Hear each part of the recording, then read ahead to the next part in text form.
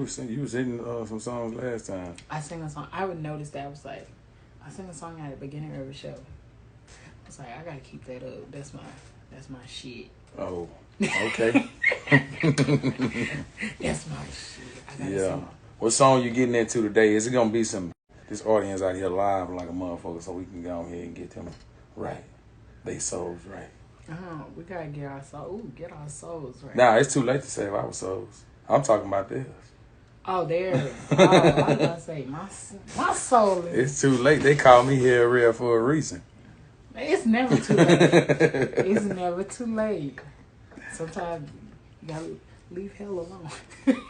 Man, I was looking at that show Lucifer on Netflix. Yeah, I was sitting back like, man, yeah, you know, I'm a highway now, so I done traveled a lot of roads and stuff like that. But I was sitting back like, well, damn, we really living like that out here in the world? It's for real. I ain't never watched that show. It's funny as fuck, really, honestly. I was looking at it in humorous, like. Oh, I said, I can't watch that. Nah, as opposed to a literal standpoint. Oh. It's really funny as fuck. Oh, okay. I said, I can't watch that. It said Lucifer. I said, oh, fuck.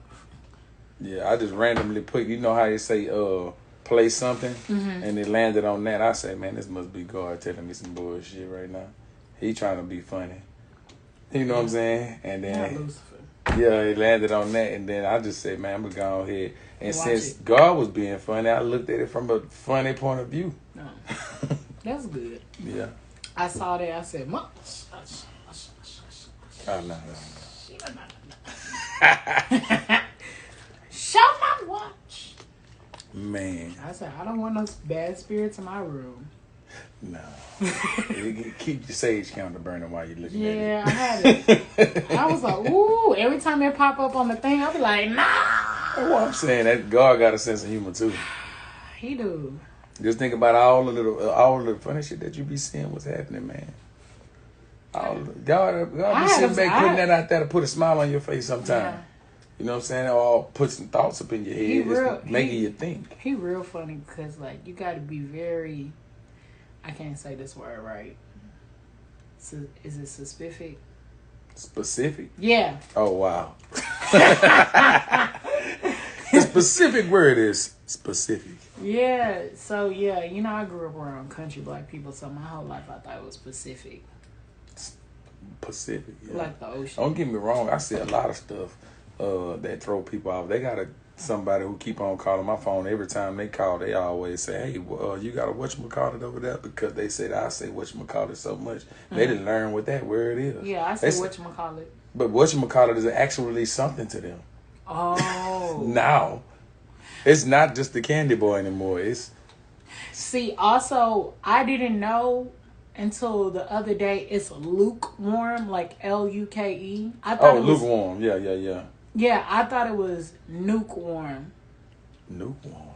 Because that's how my grandmother always said it. So I was like, yeah, it's nukewarm. But then we say a bunch of stuff. I say grandma with an O at the end. Everybody say grandma. Grandma. I say mama. They say mom. It's dialect. I say That's mama. just what it is. Yeah, I say mama. No, but I mean, I call my grandmother mama. Yeah, Momo, mama. Yeah. Yeah. It was another one. Garget. My people them from Philadelphia, they say that Garget. Some crazy shit. Yeah, I got some people that's out there in Philadelphia. These are not my relatives. These are just people that I know from Philly, man, and they got like a whole different little lingo going on about them. But we got a whole different lingo. Most definitely. We got a whole, I mean, like... Texas has different lingos in different parts. Yeah. I like say Dallas, Boogaloo. Yeah. Yeah, people don't know what the hell that is out here in Austin. I know what it is. What it is? Boogaloo? Yeah, like if I say, man, that's Boogaloo. By me just pointing, that can give you too much clues. I say, I'm over here thinking buku. Buku, that's another thing too. Yeah, buku, like you got a lot of. A whole lot, yeah. They not used to that, man. No. You fucked some people head up. Yeah, buku, like you got buku. Yeah, I'm right there from the Galuda. Yeah. Buku. Out there in the sand pit.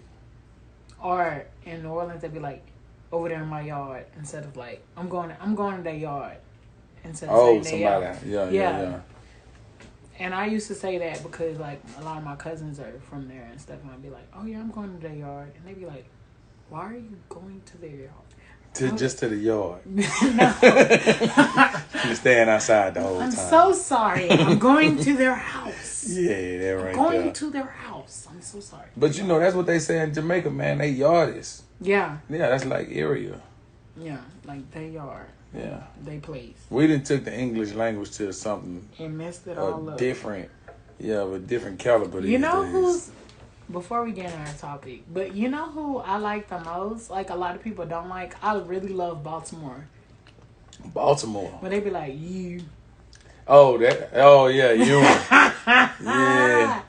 I thought that was saying young or something like that. I didn't know what the hell they was be going like, on. you, like you too, poo. I be like, that's. Oh, yeah. I like that. I like that a lot. I be like, I have a friend, he's from Baltimore. I be like, say something that got an OU in it. Oh, yeah. Like, you. Yeah, I think they say Houston down that way. They don't say Houston. Yeah. And they be like, I'm like, what the hell? like, I remember they were like, because they had a curfew for COVID, they were like, I ain't doing no damn curfew. Dallas with the down in the house. Yeah. And the her and the third. Yeah, my girls out there in Dallas, man, I love them, man. When they just talk, they be like, let me do your her. Over there. Yeah. Like, Memphis does there too. Yeah. Memphis, they got a distinct dialect down there in Memphis. I like Memphis too. Yeah, when they get to saying folk and they junt. Junt, yeah. Junt. Don gets me with that shit all the time. I think, yeah. They got me saying it really on the Yeah, cool. I And the crazy part is I actually picked up on it correctly. Yeah. You know what I'm saying? It's like that. Be like, damn. I did that one time. I was like, yeah, that junk over there. I was like, oh, I've been hanging around. Now, you got to say the junt, not junk. It's the junt. Junt. Yeah, Junt. I say it so fast sometimes. You said J-U-N-K though. Hey, it's J-U-N-T. It's J-U-N-T, the junt. Junt. Yeah. Okay. Like joint, but That the junt junt. over there. You take the O and the O and the I and you put a U right there. Okay. All right, you guys, let's go ahead and get started with our show. Today's show is sponsored by Embrace Pangea. Embrace Pangea, they have different products from oral, hair care, feminine care, health and wealth. They have like one of them calendars that, you know, like the astronomy calendars. They have all of that. So if you want to get spiritual over there, you can just go to embracepangea.com. And if you want to click the link in my bio on YouTube, I mean, not on YouTube, on Instagram, you can find that in the link in my bio. Also, we have Walk by Faith candles. Walk by Faith candles is a soy-based, coconut infused wood wick, incense, all those good things. And you can get different things from room fresheners. Have you smelled? I made this one. Oh yeah. Yeah. That jump right down. Yeah. There we go. And all those different things from candles to those to room sprays, and you can get that at Walk, WALK, by passfaith.com, not by site. Amen. So we're gonna go ahead and get started with today's show. I have a news report. Let me do my news report. Oh shit.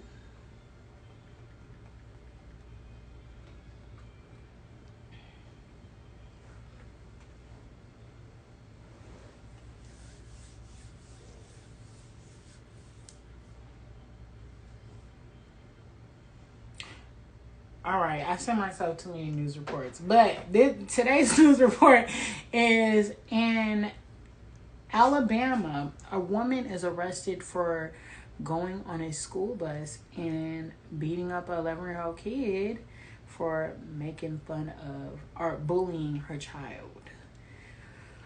What you think the verdict is? Guilty or not guilty? Man, they got cameras on now. If she went over there and kicked that little kid ass, I'm gonna just say this right here. I probably, where I'm at in my parenthood, couldn't take the harassment of my child, but I would have to actually have a personal dilemma within self to not hurt somebody else's child. You know what I'm saying? But, you know, I don't think I done just got that far up in that walk to where here it is. I would be able to restrain myself from. I mean, I would definitely go cuss that child out. I wouldn't just cuss the kid out. But I'd cuss out the child and the parent. The parent ain't got nothing to do with it, but I'm going to bring some They awareness raised to them. it.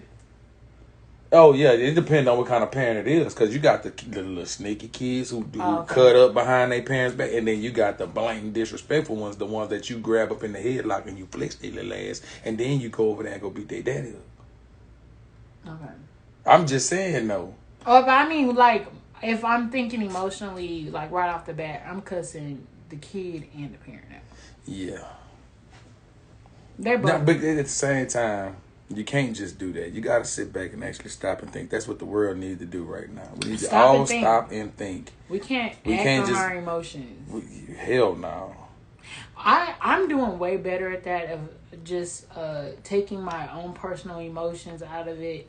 And a lot of the time, if that was me personally, I'm just being ignorant talking about I'll go over there and cuss everybody. Nah, but dead serious though. It's a lot of people who actually do that. But me dead serious, I like to understand stuff. So like, why is this kid bullying my kid? A lot of kids that are bullying other kids they don't have great self-esteem. No, hold on, time. I'm gonna tell you about this thing bullying.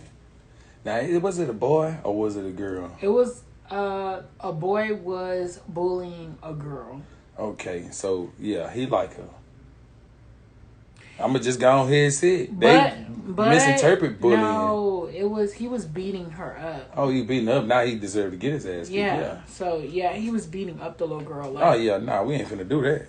So I think that's why. And then people didn't read. So I did I had to dig a little deeper. She's not guilty of child abuse. She was doing something that the parents should have did. This was the third incident too.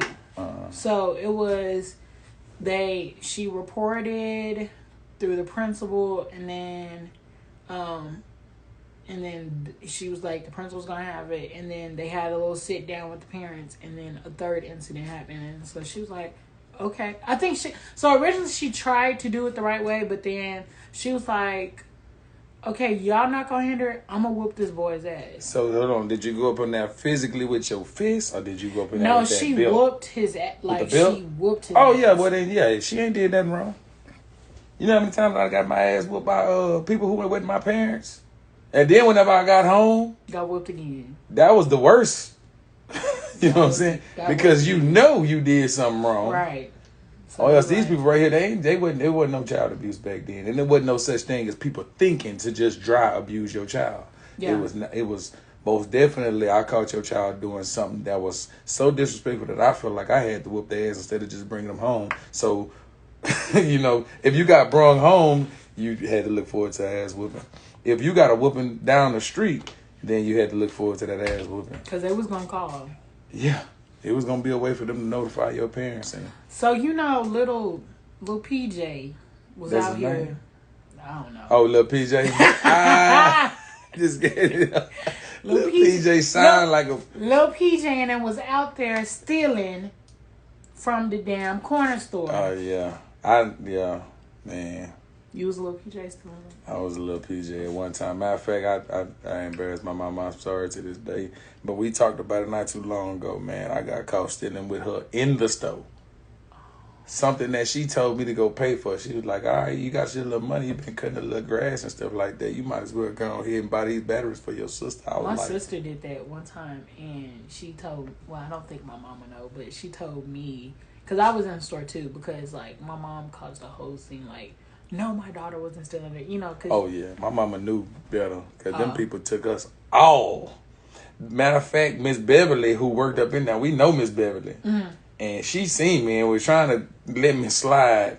But her coworkers wasn't on that shit. They was like, we got the eye in the sky on this young man right here. We seen him open up them pack of batteries. Daddy was right there in between that stuff right there on aisle 13. Yeah. And we seen him talking to you. Oh, you his mother. Okay, well then, look, let us show you this videotape. And that was the longest walk back home. Was it like a corner store? No, it was HEB. They had just got one in the hood. Where at? In Beaumont, Texas. The one right there on East Lucas Drive. Oh, they wasn't playing.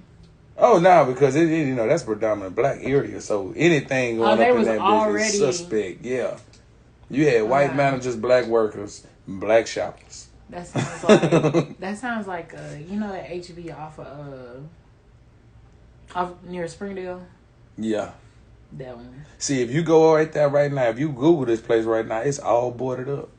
That and the Sonic next door to it. They had a church back there. Both of those places then got robbed so many times.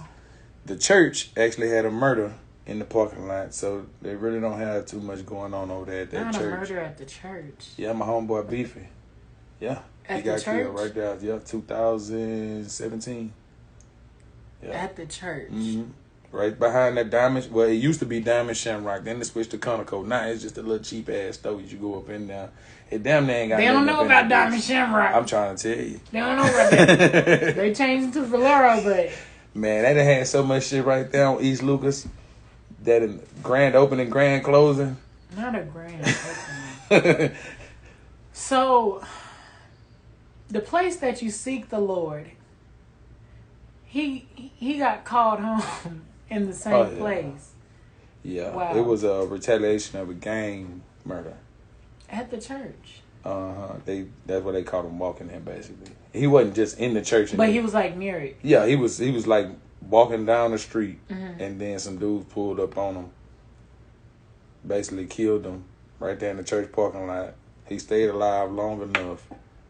And what's sad about the times we living in is because it is instead of people really helping, they was pulling his phone out to go, put it on Facebook Live.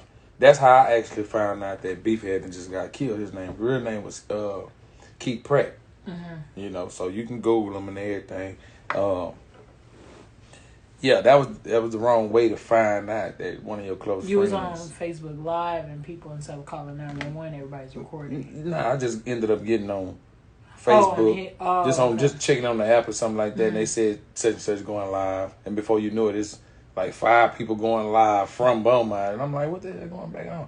And then you got that going on. Oh my God. Yeah. That's crazy. At the church. Yeah. Right there in broad people don't even have no damn boundaries no more. Oh yeah, that's why I say, man, we live in a sick world where I feel like I need to just do some rewriting of some brains about here. There'll be a lot of behavior correcting going on. Yeah. Thank God for ass whoopings. Speaking of behavior corrective, today's topic is, what are you consistent in your life? So whether it be, are you consistently doing bullshit? Are you consistently striving toward your goal? Are you consistent? Like, what do you think it is with today's society and being like, everybody wants this, let me get this fast mentality, but nobody wants the process. Nobody wants I gotta wake up at this time. I have to keep doing this process over and over again in order for me to reach my goal. So, like, my first question is, what do you think it is about people and consistency? Or do you think there is, from back in your day to now, do you think there's a lack thereof with people being consistent on, like, what they want in dreams and stuff? Yeah, it's most definitely people who then got the message misconstrued. The message was always fast don't last, slow is for show. And whenever you stay, there you go with your wordplay, bro. You need to be a rapper. I'm trying. Nah, rappers wouldn't be ready for me, man. Wordplay real. Yes, that is. Wordplay real. Here it is. Whenever you consistent in personal progress, as well as inspiring others, that's two things that get misconstrued too. People feel like because you're doing better than them. So a lot of people have this jealousy aspect or this envious. I ain't gonna just go as far as say jealousy. A lot of envious, and so whenever you got inspiring the others, they mistake that for capping. So they feel like, oh, this motherfucker trying to show off. You know what I'm saying? It's a lot of reprogramming that the world need to actually do. Actually staying consistent on your values. You know what I'm saying? What do you actually think about you? What do you feel like that you actually need to wake up every morning and do that's going to make sure your day goes right?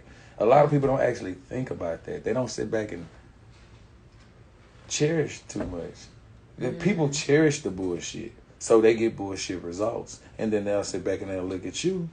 Well, if you're making positive and motivational moves, like, and then they'll start hating off you. Yeah, it's people so wound up in conflict that's what they cling to, as opposed to the consistency. It's some people you can call a phone, man. They'll sit back and they'll tell you, hey man, call me anytime. I sit back and had to personally do this right here. They say, go through your call list. They say, if your life depended on it, who would you call first? You know what I'm saying? I clicked on a number that I know that's going to answer the phone. That I know finna answer the phone. At least I can sit back and tell them, hey man, I'm finna die. Or my life over. Or I'm in a situation, come save me. You know what I'm saying? You can't do that with everybody because they don't actually stay consistent on that. Give me a call whenever you actually need me. You know what I'm saying? Or call me anytime. You know? Being reliable. It's a lot of people who pride themselves on not being reliable. And that's like they make that a good trait. So these are all the things that actually make you a consistent person. Reliability, being able to be the person to be called on, your morals and values. You know what I'm saying? Like, I feel some type of way if I'm not consistent. You know what I'm saying? That's something that matters to me. If I sit back, so if you mess up, you're like, oh, I'm not doing, like, I'm not, like me, I have a problem. So I took off 1 week. This is when I came back from Vegas. I was like, damn, I really need to do my show, but I wasn't back here in time for me to get somebody on or me do it myself. But needing a break is different than being, because you know how the body functions. You know what I'm saying? You need your rest. You need to get your head together. You know what I'm saying? You might have had to came back to doing a whole bunch of things that you should have had and done before then, or getting things together after whenever you had came back. So needing a break, that's totally understandable. But whenever you start getting to the point where you're lacking and slacking, and then before you know it, it's like, And then you get in a pattern of being inconsistent. You're consistent at being inconsistent. There it is. What my boy say? Man, I finally just got Raising Canaan because I wanted to wait for a bunch of episodes. He say, that's my uncle. This dude, the only person I know who never miss an opportunity to miss an opportunity. That part is stuck in my head. But that's a lot of people, though. Exactly. It's a lot of people that they're hell bent, and then they want to get mad at the world because they missed their chance. Yeah. They had somebody right now who sit back and they don't look at it as consistency by respecting time also. You got some people who will be like, they'll call you, hey man, I'm on my way. And you'll be like, all right, I'm gonna be expecting you soon. But let me smoke this blunt first. But let me do some other meaningless bullshit first. To me, that's not consistent enough. You know what I'm saying? Consistent is whenever you sit back and you call me whenever you're ready. Not calling me and then saying, oh, I got to do this, that, and the third first. Even though I knew I had to do all this right here first. Let me just do all that first before. And then give me a call. Yeah. You know what I'm saying? Their life are everywhere. So that causes them not to be consistent, not in a bad way, not in an intentional way, but because their life scattered. So you think organization and consistency goes hand in hand? There it is. Yeah, because whenever you're everything in place and stuff like that, you know where to go. You just go in this straight line, and then bam, you get on back to your point A. A lot of people can't do that because Z way over here, F right there. You got M, you know what I'm saying? B, R A, and B, A. It's all, and they trying to connect them dots, and it's hard because their brain not equipped for the task that they about to, set themselves up in. Equipped, big word. Oh, stop it, man. Big word. That was a 5th grade word right there, man. Some people. I ain't there yet. I'm finna start throwing some $12 phrases up out there in a minute. Hey, I need to get my big word, buddy. Big word. Equipped. Are you equipped enough to be? I think mine. One phrase that's always stuck to me: what you do in some places, you're going to do in all. Mm-hmm. So, like, if you're me, my thing is I need to be consistent with my eating habits. Like, I need to. So, if I can do that here, then I know I can implement this in money. Yeah. And if I do this with money, like some people, and then I can do this in my love life. If I do this in my love life, I can do this here. So it's like I can do it all. It's just whether or not I'm choosing to do it all in the same place. And so that's why, like, when I see people, I even have a problem with people cheating on their girl. Like when I have friends that, like, they're, like, willingly going out here. I'm just like, damn, I'm a deep thinker. I'm an overthinker sometimes. So, like, in the back of my head, I ain't gonna never snitch or nothing. I may cover for you, but in the back of my head, I'm like, damn, you can do this with the person you lay down with. What you gonna do to me? So check-a-late. That's a whole different kind of consistency. Mm-hmm. So, men, we naturally hardwired to actually become conquerors. Mm-hmm. Like, do you really think that Christopher Columbus came over here and discovered America? No. Exactly. He came over here and conquered what we call America. That's in man's nature. Discover shit when people's already there. Exactly. You know what I'm saying? So that's just one of the low people. Even Haiti, think about it. Mm-hmm. True son, whenever he overthrew the, colonizers in Haiti, what were they doing? They was conquering it. It's still right now. This is the only country in the Western Hemisphere that's actually pretty much black structured. You know what I'm saying? Because you conquered it. Even with the Indians, they was conquering them. They were fighting back, but at the same time, look at what they did whenever you got these reservations that's set in place. Mm-hmm. So that's just how men are hardwired. That's our X chromosome. That's what we supposed to do, or we feel like we're supposed to do. But what they did is they just transcended that same energy into the lifestyle of our women also. Mm-hmm. Now sometimes it isn't right, and it's also an intention behind it too. Mm-hmm. You know what I'm saying? When people have the wrong intentions and they cheating on their spouse, and it's actually labeled cheating, then that's what that is. That's cheating. Now you have some dudes up out here who just conquering the concubines. Mm-hmm. The minis, because here it is. What I've been seeing studies of is the majority of women only want 10% of the men in the world. They want the man with power, the money, the looks. If you sit back and you ask them those questions, and you tell them, a lot of the first things I've heard is, I want them to make this a certain amount of money. That's why I always be like, bro, if you're not making 6-figure out here in this world, focus on yourself, King. Yeah. Focus on yourself, because for a lot of people, that be the first. When I've watched interviews, I've watched girls I've hung out with. It's just like, the first thing they say is money. Money. Like, fuck who his people is. Fuck how he treat his dog. Fuck if he finna inherit Walmart after he die. Right. Like, after somebody died, pass him down the whole damn chain of. Fuck how he treats his mom or his mom and, relationship. How does he treat other people, or how does he treat you? That don't even matter. It'd be the very they need to be this. Because also, just like men, then we hardwired a certain way. Women, I don't know if they would disagree with it or not. I really wouldn't personally care, because I'm not a woman. I don't sit down and pee. I stand up. You know what I'm saying? But at the same time, what I see, from what I've experienced, from what I actually see, women are hardwired to feel the need to be protected and provided for. I think that's an understatement. Exact. Would you say that's an understatement? That's an honestly, yeah, that's why I say some of them might disagree. I'm independent. More power to you. I feel like a lot of the independency came from the lack thereof of men not wanting to do it. I don't feel like. Hold on, time out.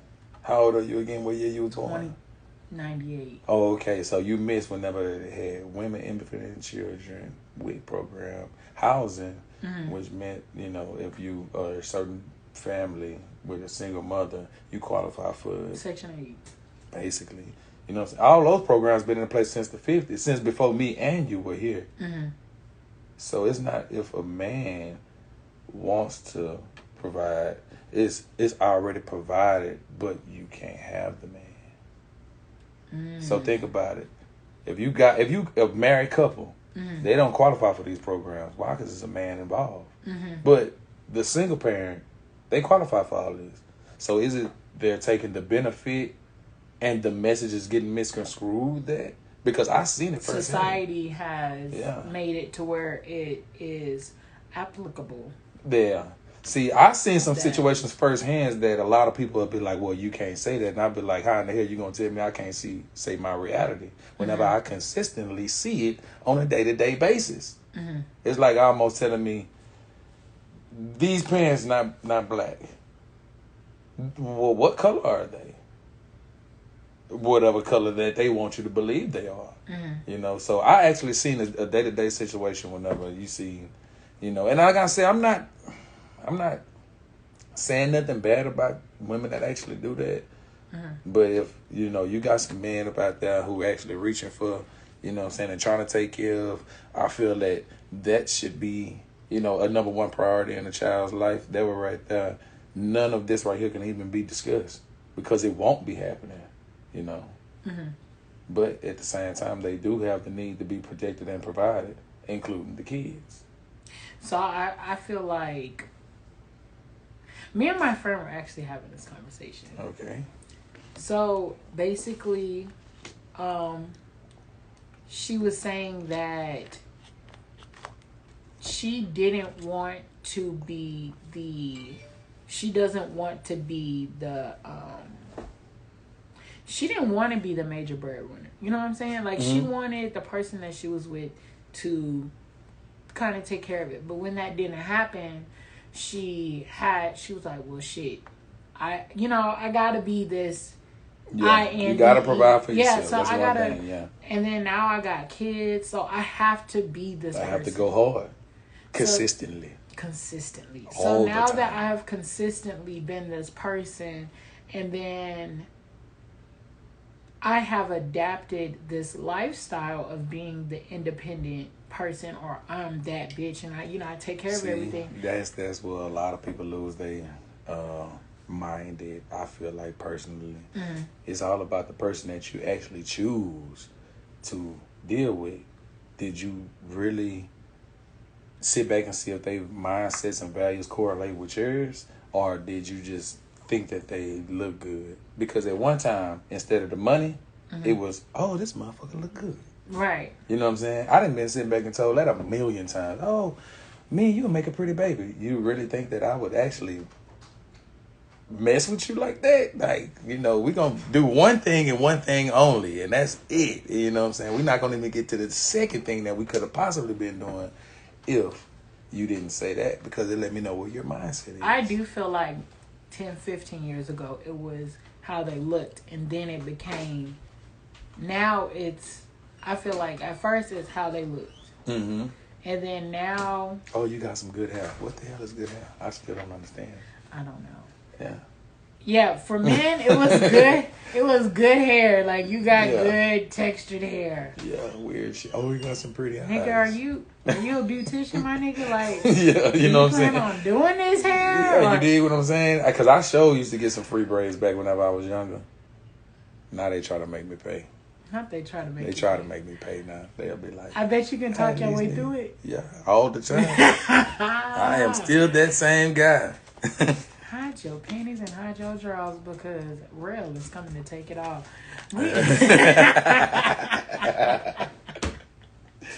Yes. So I was about to say, I know you can talk your way through it now.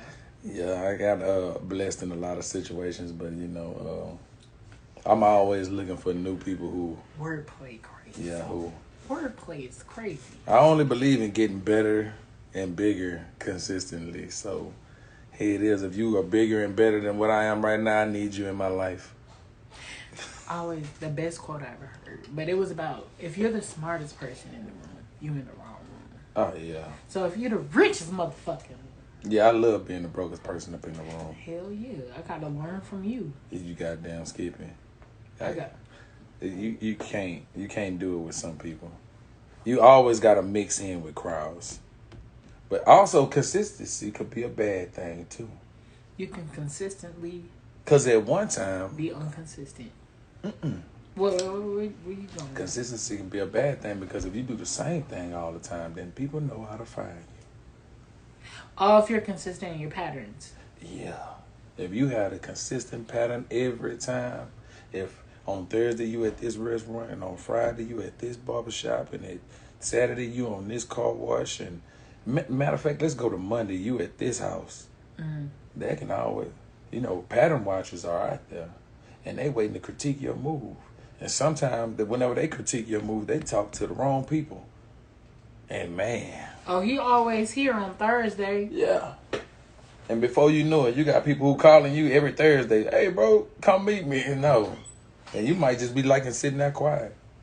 You might have just let that person come one time and sit back and accidentally told them, hey, man, yeah, I'll be here every Thursday. Yeah, that's why I don't be on. People be consistently posting their shit on social media about where the fuck they. I don't even do that. Hell no. I do it every now and then if it's for promotional uses only. Yeah, I'm on ghost mode on the map. You don't know. You don't even know where the hell I be at. Yeah. I'm on ghost mode on the map on Snap. Yeah, I can't keep people with my every move. It's cool to come up out here and share from time to time, but whenever people actually too involved with your life without actually having to be up in your life, social media, man, god damn it. It's some people that actually know you from social media. Especially if you're an everyday poster. I am. Dun. So on Snap, I can't tell you how many people that, like, I would go out in the world and they'd be like, Mark. And I'd be like, who the fuck are you? Hey! Yeah. I'm nice, so I'd be like, hey. Because, like, I get, like, 2K views. So I don't know all these people. I mean, I probably know a few. But, I mean, I know majority of them. But, like, there are a lot of them that I don't know. Somebody that I'm going to have on the show, I met him on Snapchat. Yeah. So, I can say that it's a blessing and a curse. So, being consistent on there, it can be like on social media. I think it can be definitely. I think it has more of it's more of a abundance than a detriment. Social media has its positive aspects. I'm not gonna lie, it does. But to the everyday posters who consistently about that motherfucker showing everything you doing and everything you got and what you about to do. I seen somebody get shot over there in Austin. He got what? He got shot. What, doing what? Cause he's a flasher. Oh yeah. He's a. Oh well, that's another thing. If you consistently progressing, we will. Progress is quiet anyway. Progress isn't a cap. It's actually a personal flex. We don't know how far you done came up in your journey.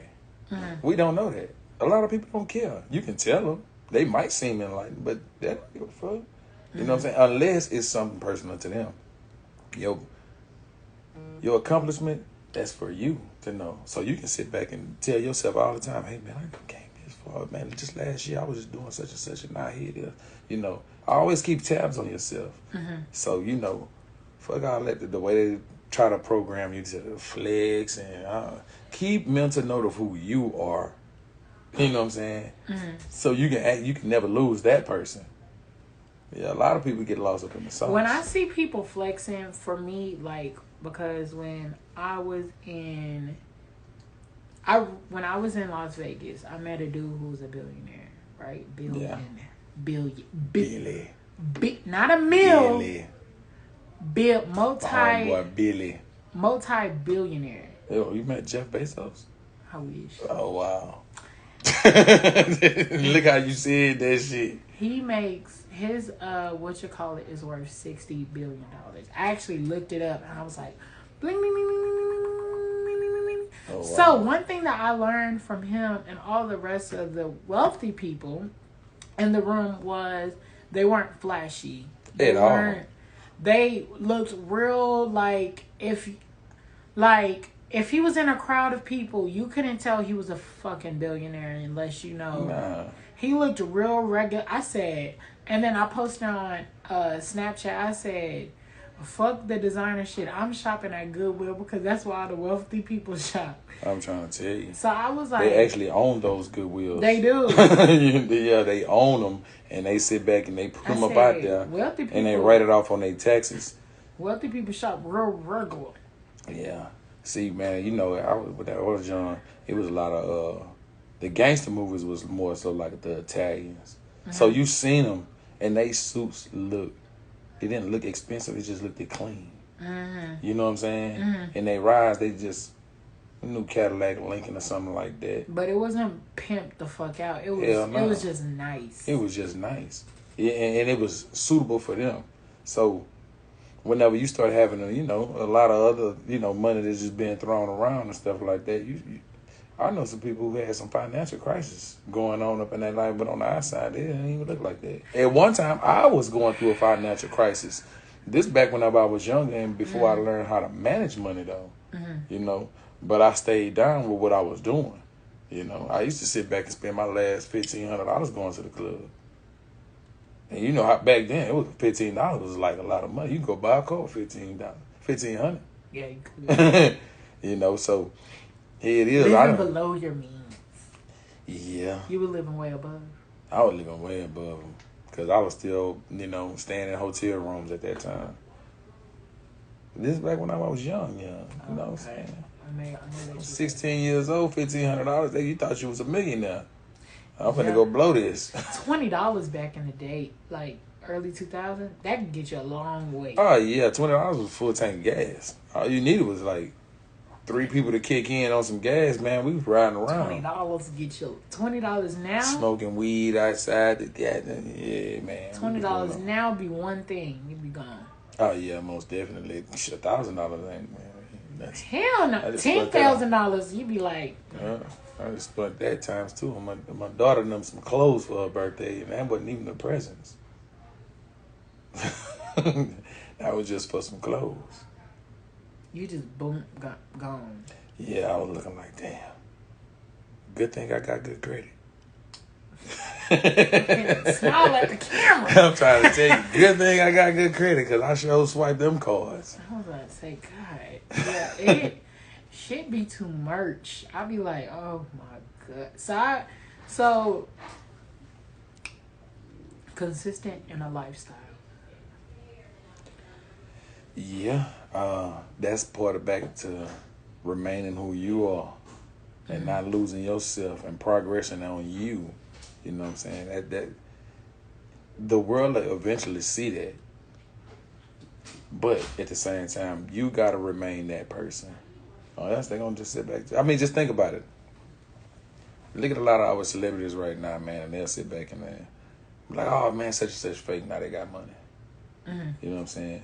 Because a lot of them just consistently, don't get me wrong, their financial situation didn't improve, but them as a person, you know what I'm saying? They remain who they is. I believe Kevin Hart is just how he is. I believe that he's funny at times and he's serious at times. And there's a lot of people who will call him an asshole. He's a Philadelphia nigga from the street. Mm. His first movie was with Benny Siegel. Benny Siegel wasn't accepting Kanye, and they was on the same label. You know what I'm saying? But he went in the streets, reached out and found this guy who was out there on the block telling jokes in the hood. So you can't just sit back and call this man. He consistently remained who he was. Now he got the Kevin Hart. He know how to, have his little personalities. But he still is Kevin Hart at the end of the day. He say what he feel, you know what I'm saying, just like they would wherever he from, you know. But then you got Tekashi 6ix9ine. And don't get me wrong, he created new things to be consistent in called trolling. And I'm not taking it away from Tekashi. I mean, you know, he is who he is. But whenever you consistently promote yourself as a gang member or somebody of the streets, you have to stand on it. You know what I'm saying? You have to stand on. Expect gang shit to come your way. Exactly. Yeah. And whenever it's time for you to handle your gangster shit, you gotta be a stand-up guy. Well, we in Austin. Let's go ahead and talk about it. Oh, well, you know, it's a lot of people out here that I don't know yet, you know. I love to get to know some of them. Austin's a beautiful place, man. It's a beautiful spirit. Austin has consistently been a positive place for me, and that's why I came to Austin on parole. Niggas be capping out here hard. Hopefully one day they'll actually see the light. Hard. They be capping hard, real. Like, when I be like some of the people I grew up with, like, I know they wouldn't bust a grape in Welch's backyard if they walked with heavy boots on. Man. Those are the people you only can pray for. You can only pray for them. Trust me. That's all. You seen what they almost did? They almost just drowned me just now. Them people. Man, I'm trying to tell you. It's a lot of people that I sit back and I see, whenever I look at them, I'm like, damn, you could be so much more. I try to look at everything like an optimist. You know what I'm saying? I'm an optimist. A Leo. Leo. Live every day optimistically. So, whenever I see some of these guys who I know really shouldn't attempt to be about that life, I try to just sit back and tell them, like, man, hey, man, you know what? You can be so much more, man. You ain't got to go down that same bumpy toward road that I just came from. That's why I like riding on smooth streets. You know what I'm saying? That, no for real. potholes. No potholes, man. Hell, nah, man. You can't ride no Maybach down there. You telling me you trying to push a Maybach with that type of attitude? You be lucky if you get a goddamn Subaru.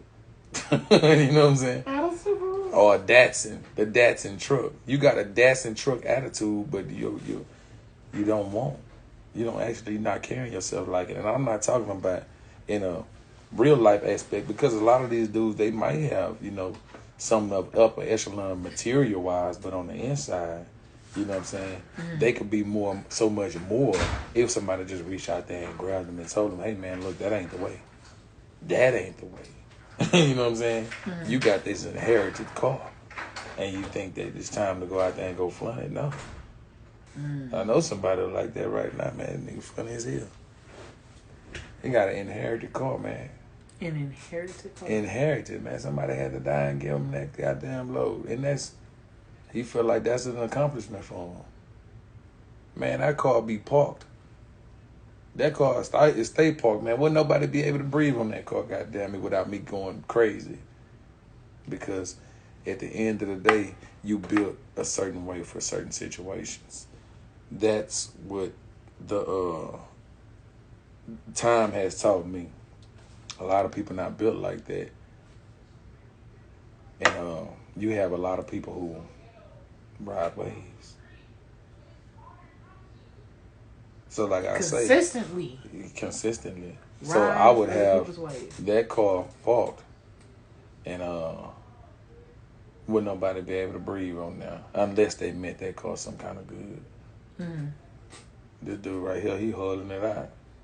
He finna need some new brakes in a minute.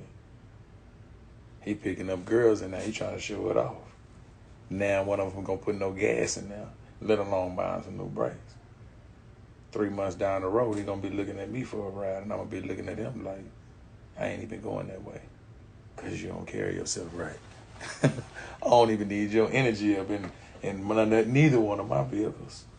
I ain't neither one. Yeah, because I consistently keep some positive shit going on, and you done just fucked up yours. So, what does the word consistently mean to you, real? Like, how does that apply to you and the way you move, and what is that word? Because it's like it's so many avenues you can go with that word. Yeah, consistently mean setting your mind to do something and actually following through with it. Yeah, actually following it, and it ain't just on no one basis. It's all the way around the board. You know, you do some things and you consistently get up in the morning and you check your phone, see what time it is, and you following through with that every day. Not saying that you're scrolling for the people who getting the internet shit twisted up in there. Nah, just seeing what time it is. It might be 5:34, and you know, here it is at 6:00. You already planned on going to work out. You know. Do you have like a pattern that you're like? How do you, in your opinion, do you have like a? There's a trait. I think everybody has a trait that they don't like about themselves. Yeah. How do you? Yeah, the ugly questions. Yeah. Right. How do you break like stuff that you don't like? That you don't like? Like you consistently like. For me, I overthink things sometimes. Sometimes I over-analytic. Very. Sometimes I very $12 word right there. Over-analytic. Big word. Trying to tell you. Big word. You knew it was coming. Yeah, I knew it. But yeah, sometimes I do overanalyze things, and I do. I think too much or too deep into things. Like it'd be like real shallow, and I will dig a bigger hole. So that's something I am working on. That sometimes I do overthink stuff, or sometimes I do. Like I'm be like, nigga, it wasn't even supposed to be there, and I took it there. You shouldn't even think like that, because that could be a gift. It has helped. A gift. It has helped, yeah. But I mean, I want to like. Sometimes I negatively think about. Here's for example, everyone I meet, every single person, everyone, my mama, my sister, everybody. I automatically plan in my head, we gonna fall out.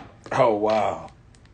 Everybody, real, even you, everybody. I automatically. You think that I'm gonna fall out with you?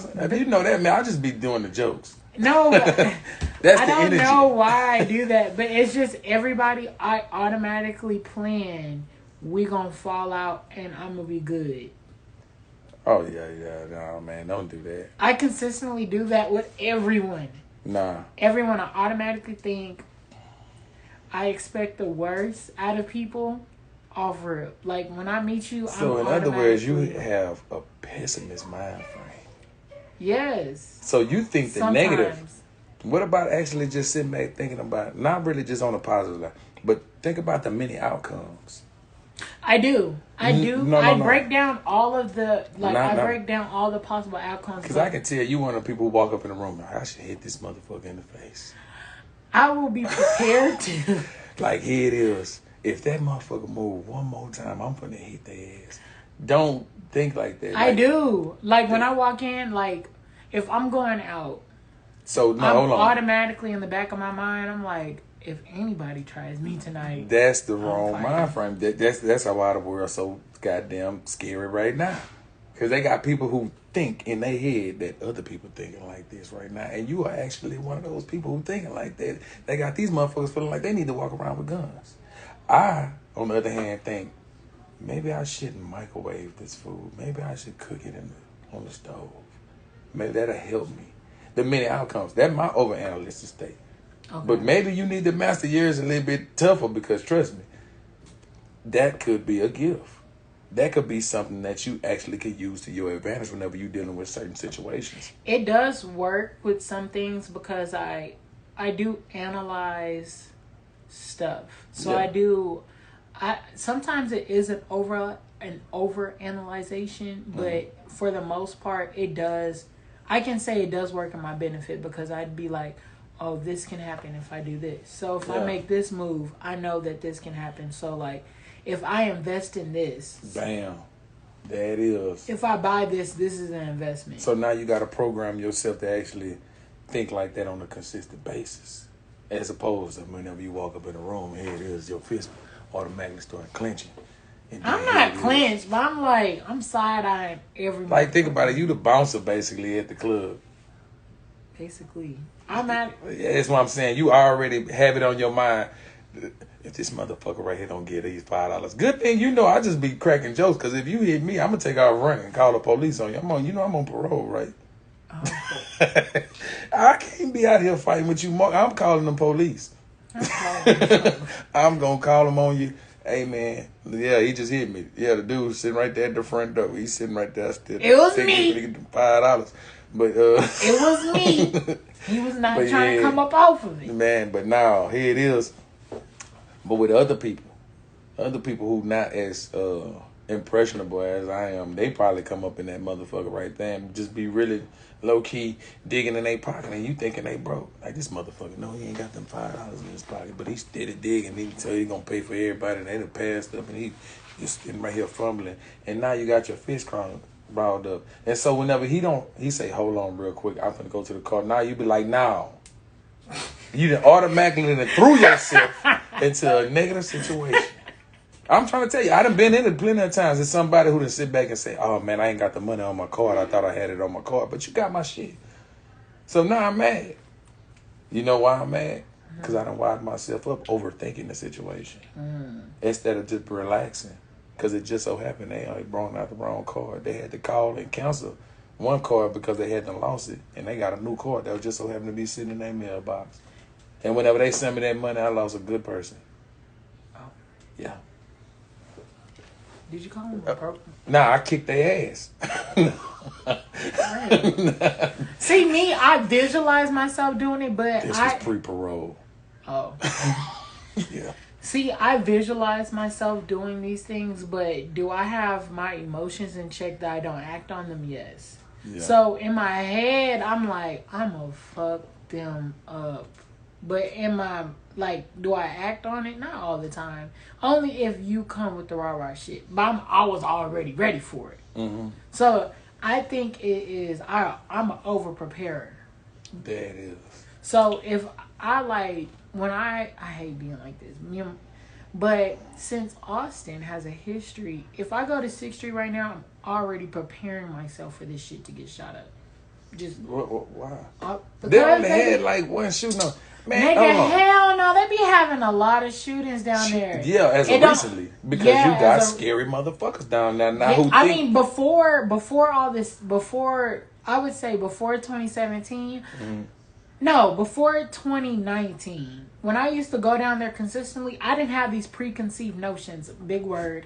I did not. I was just sitting back saying, yeah, he's feeling it now. I did not have all of this built up animosity about going down there. I used to be like, the most that's going to happen is somebody's going to fight when we get out the club.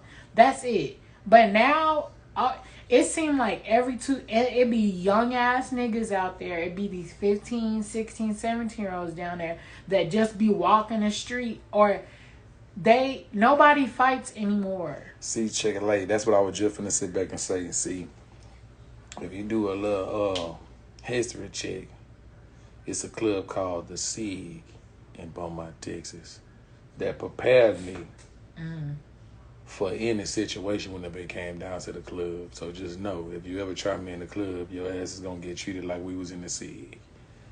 Mr. G's, also one of those. Carol's, also one of those. These places was deemed death traps. But for some reason, we find ourselves up in there every weekend trying to have fun. That's crazy. So 6th Street, with the atmosphere that's going on in 6th Street, first off, you got a bunch of clubs lined up, rows, boom. You got people bouncing around, getting drunk. The thing that I always fuck with me about 6th Street was the disrespect, because you can see you right there with a chick. They don't know if that's your girl, your wife, no nothing. Mm-hmm. And they'll just grab her ass because y'all in the crowd. And then they'll hide their hand. That's the crazy part. I'm used.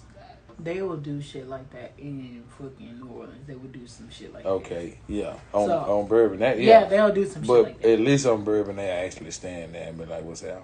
Yeah, they'll be like, "Hey." On 6th Street, for some reason, I done found myself in semi-rape situations whenever it came down to the ladies. And I just be sitting back looking like I could just never be me because I'm more like a Mac, you know what I'm saying? I'm beating grab a hand like, hey, man, look here, check this out. What's up? You want to get on this magic carpet ride in the sky? You know, I get to sliding on some shit like that. I'm not to just grab ass and then turn around. Pennies off of it. Yeah, it is. You know, like I say, it's just a different breed of people these days. That's the thing. Because it's plenty of years I done came down here to Austin on 6th Street and didn't get into a motherfucking thing. Matter of fact, I got kidnapped from there by a young lady. And I woke up because it was blinking lights. And I ain't know who she was. I don't know what the hell happened either. But I know I still had my manhood afterwards. You know what I'm saying? You got kidnapped. Yeah, we down there. You know, I met her. She met me. We got drunk. And I woke up at her crib. You know, I was on the couch. I wasn't dotting around. I was on the couch. You was raped. Rape too. Kidnapped. Rape too. Just said she liked my personality. I love Law and Order SVU. That's rape too. Oh yeah. Yeah. But she kidnapped me. She took me 10 feet without my permission. I was drunk. I didn't give her consent to bring me back to her house. But then I also met like a lot of college kids, and then here it is. And this back in like the 05, 04, 6th Street. Okay. So, you know, we was smoking a lot of weed and shit like that. Like, to me, Austin was like a peace place because everybody down this bitch smoked weed. They was 420 friendly. I didn't know what the fuck 420 was till they told me. I was like, I'm high as fuck right now. They was like, yeah, man, it's 420. I'm like, 420? I don't know why those numbers sound so magical right now. What does that mean? They was like, I don't know. It's just get high shit.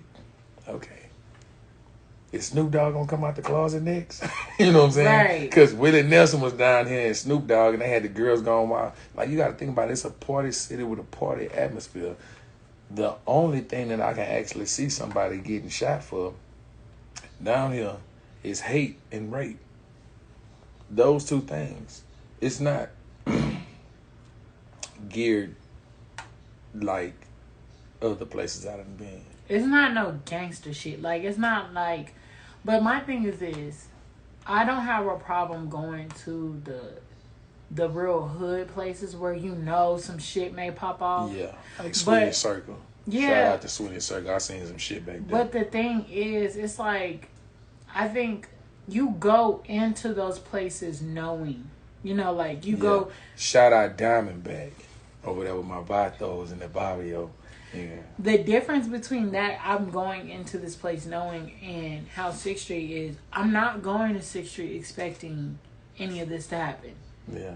So when this stuff consistently happens over and over again, I'm like, well, fuck. I don't want to go down here because I'm not used to I'm used to going to this place and this shit not happening. Another thing, too, also, the people who actually committing these crimes, if you keep a key note on it, none of them are from Austin.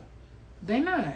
A lot of those people right there come out here, get out of character, like anybody else. They got a lot of people out there in Miami getting killed by people that's not from Miami. Even though, who Dallas doing it? The first 48 niggas?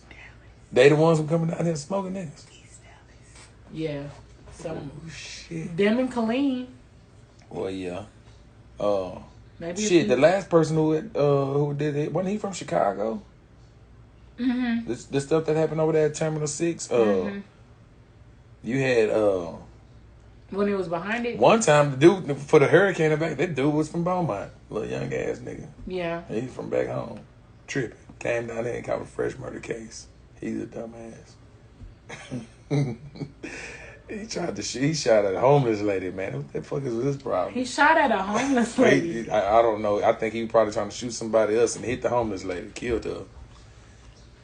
He out of there. I think that was for what that was. What hurricane that was? 2018? Nah, that was Harvey. They just had one that just passed. It fucked us up just now. I can't think. It's of not Ike. I don't. Ida was 2008.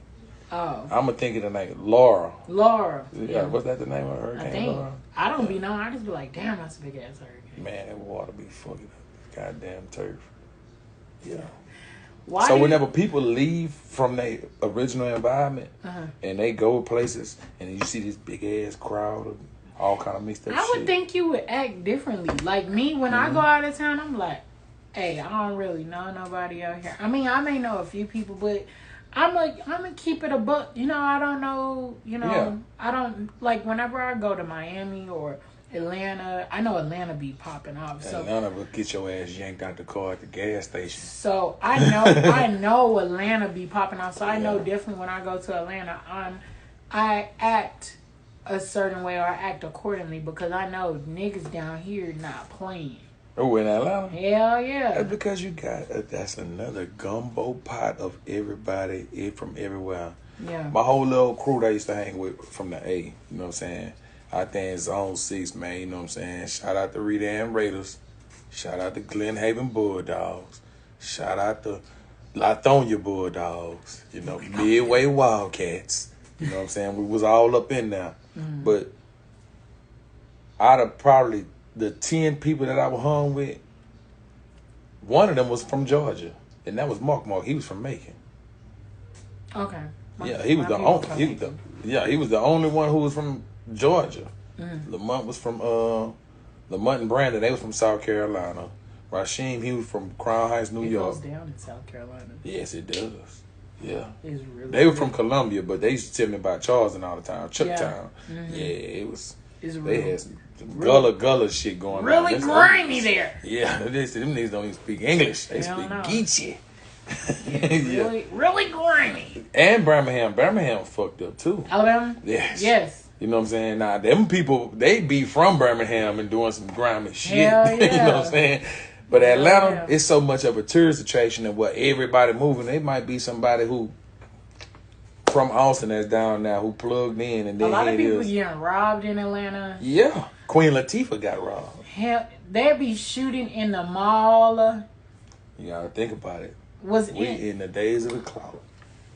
The clout is for real. Man, Lennox, you know I was a nigga who shot in the mall. Why would you even do that? Lennox Mall is like the Galleria in Atlanta. I know it. Midtown, Buckhead, you know.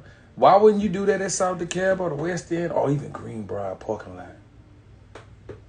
Greenbrier parking lot on a Sunday? Yes. It's happening. It's happening. That's the car show right there. Right. Yeah, all them West End niggas, all them Lennox. the West Side niggas. Nah, Lennox and I don't even know why you going up in there without the intent of just buying. But then again, I'm gonna tell you what happened. What a dude told me out there in the Gallo. That was just niggas was robbing the store though. Niggas was coming up when they was started shooting. Yeah, but he sit back and he told me over there at Saks Fifth Ave. He say, man, he say, man, I know whenever the weed smoke starts smelling up in here, it's some money up out here because niggas out here spending some money. He said, but it's going to take one person to get shot up in this motherfucker. They going to shut this bitch down and move it out there to the Woodlands. And you know what's crazy? He absolutely correct because you ever went to a show out there in the Woodland Pavilion? Well, as soon as that motherfucker over with, your ass, the police is telling you 45 that way. We know you don't stay out here. Yeah. We know you don't stay out here. So 45 that way, we finna give everybody the 45. Don't try to go get hit off in no little streets and none of that shit right there. You carry your ass on that freeway. You go back to Conroe. You go your ass back to Beaumont. You go your ass back to Houston. And y'all bring whatever kind of party that y'all trying to have. Y'all bring it over there to them strip clubs and shit in Harris County. Don't bring y'all ass out here to Montgomery County. They serious, but shit. The Woodlands is nice. I went to a little winery out there. Yeah. I like the Woodlands too. Yeah. The Woodlands is going to be a place that's going to consistently remain the Woodlands. It's not going to be like how Westheimer is. Like Westheimer is starting to get a little... Yeah, it's lit. That's what it is. We can't call it hood. We're going to call it lit. Yeah, I'm trying to tell you. That's just like Buckhead. Buckhead lit. Buckhead used to be such a nice place. I'm trying to tell you, man. But it's lit now. See, I grew up off of Memorial Drive. Right there down the street, you had East Lake Meadows right there. You had Baton Arms. These are some historical projects. And if I wanted to drive down Memorial Drive into Atlanta a little bit further and go over there to the Y, that was Cabbage Town over there. You go right there to 4th Ward. You used keep to be on going. just East Point and College Park, but Decatur. Decatur. Yeah, see, that's where I was on Decatur side. You know what I'm saying? Right behind Morehouse. Morehouse is over there by the AU Center. See, you had Morehouse, Spelman, Clark, Morris Brown. And see, when we first stayed up out there, it was Techwood Homes over there. Oh, them Crips, that's right. They got Crips out there now. That will fuck me up. Atlanta I ain't knew nobody out there who knew what a Crip was. They got Crips. Nah, I just need, the people from Atlanta to actually find me. Don't call yourself trying to check me, because at the end of the day, I ain't no hoe. And I got family down there still, so I'll pull up. No problem. But when did they start having that shit going on? Because I remember one time, that's the first place I ever heard of folks at. And I done been all over the A, especially on the monorail, and I ain't never heard nobody doing no Bloods and no Crips until Jeezy and goddamn Gucci Mane got into it. I'm trying to tell you. And like I said, I done been out there to the south side of Thomasville, out there at Cottage Park, East Point, you know what I'm saying, off of Old Natty. They didn't have all that shit, like, they didn't have Bloods and all that until, in, like, New Orleans and stuff, until Lil Wayne started. And that's weird to me. Very. When Wayne became a power, then fluctuation. That's what I'm saying. To me, that's all weird. Influx. And like I say, man, I'm open for any conversation from anybody whenever it come down to the gangbanging going on in their city. I'm just saying, I done been a lot of goddamn places, and I ain't know y'all was living like that. Even though I was out there. I mean, I ain't seen no writing on the walls. I ain't seen nobody who meet and greets. And this, I'm talking about the early days. Whenever you knew a gangster was a gangster. It wasn't no just, oh, you got to figure out if this nigga was a gangster. Nah, it was cool to rep your shit. I always thought a motherfucker was like whenever I used to slide down Bankhead, they was crunk. They was dancing on corners. You know what I'm saying? They was doing their thing. You know what I'm saying? It was lit. Don't get me wrong, you had Perry Homes and all kind of other shit places that you knew not to go to. You know what I'm saying? But even them, they was banging Perry Homes. They were bluff. You know what I'm saying? They wasn't, it was another Adamsville. I went to church over there, you know what I'm saying? At Jackson Memorial Missionary Baptist Church, you know what I'm saying? With a Reverend Gregory Sutton used to preach the word. I even got baptized over there, man, up there. And I think it was a demon came, flew off that top little old balcony and flew down my throat. It went in my nose, man. I was like, in church. And it took over your mind. Gregory Sutton can tell you, man, that boy right there hollered like a goddamn banshee up in this motherfucker. Something happened under that water. You came out the water screaming? Yeah, I think I was cleansed. I think I was. Something left. Or something like that. But you want to go get baptized? Nah, you can't do that most of the times. You're not supposed to do that. Yeah, you can. You can get rebaptized. Oh, wow. I didn't know that. You can rededicate your life to Christ. Like, because, sometimes you lose your way. And you can rededicate your life to God. Yeah, you can get like, I was baptized at 7, but I know I didn't really... I was young. I was like, a little bit, but I see all my friends was getting baptized. I said, woo, let me go ahead and get myself. So, yeah, I do want to get rebaptized. So, rededicate my life to Christ. Yeah, that may be a good thing. You can get, now you have a better, how old were you when you first got baptized? I think I was like, 11, 10 or something like that. Now you done been through some stuff. See, they had the school of all schools right there across. Carter High. I think who was that who went there over there? DC Young Fly, I think he went over there. I think so. Carter. Man, Carter was a dust kicking school. I'm talking about, man, them boys right there, they brought the cameras in there, the news cameras up in there, man. Them boys squabbling on camera. They letting them know, like, hey, man, it's going down like that. It's Carter. But it's not. It wasn't They wasn't gangbanging. They was claiming like Allen Temple or something like that. It was just some hood shit. It's just some hood shit. I ain't heard them say no Bloods, no Crips. I ain't hear them say Cuz, Blood, Bro, none of that shit. I heard them say Shouty and Dunny. And Son, because it was a lot of niggas from New York down there. And if you was to sit back and you would say something like that to them, then you say Cuz or Blood or something like that, because you got to speak for both sides. I think they probably would have thought you were just from somewhere where they say Cuz and Blood or kinfolk.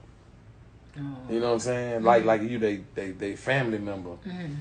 They didn't look at those as gang words. Because I used to cuz their ass to death, and they used to be sitting back like, damn, this nigga right here, he must be on some Black Power shit. Right on, brother. You know what I'm saying? Now I sit back and I see them, they cuz a nigga to death, and I be like, man, nigga ain't living like that no more. Like, I don't know what it is about this, like why people consistently. I think that's a status symbol. I think they feel like that's a status symbol or some sort, and it's not. I feel like they mind's not properly enhanced. Because when I was young, the only reason why I would actually want to go to the projects and everywhere I went, because I was actually from the projects. So I wanted to go somewhere that I could identify. Like, this is like, it's home. That's home. I remember when we first moved out here, I was spectacled because I was like, it's too quiet. Ain't no sirens. Ain't no gunshots or nothing. Ain't no fucking pit bulls barking. Shit like that. But I did, whenever I first came down here, I did stay over there on the east side, right off of Springdale and Ledesma. And they had Mason Manor that was down there, Springdale Gardens. You go a little bit further down where there was Rosewood. You had Booker T. That sit right there on the hill. The only thing that used to scare me about that place is that bitch had heels. I used to be like, man, a nigga can run down this bitch too fast. He gonna start rolling down this Booker bitch. T? Booker T. Hell yeah, you can't run. But what are they though?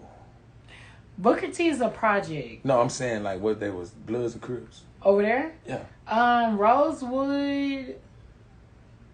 Crips are more so like in the 2-1. For real? 2-3 is like. I thought that's where I was 2-1 where I was at. There was some bunch of Bloods over there at Gibbs Park. It be me. I didn't know. It's I like didn't right know. behind. I know I know 2-3 and 2-1 is more Bloods, but